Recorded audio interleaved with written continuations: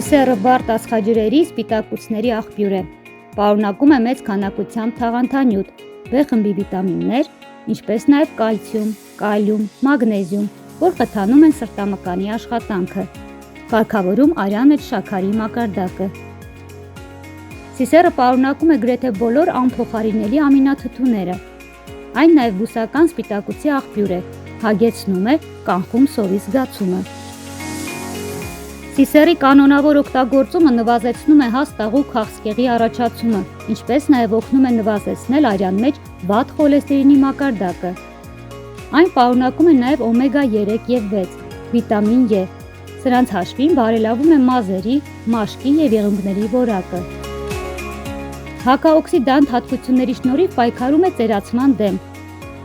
Սիսերը նաև հարուստ է սննդարար նյութերով, այդ թվում երկաթով։ Սիսերի պարբերաբար օգտագործումը կօգնի կանխարգելել երկաթապակասոթային անեմիայի զարգացումը։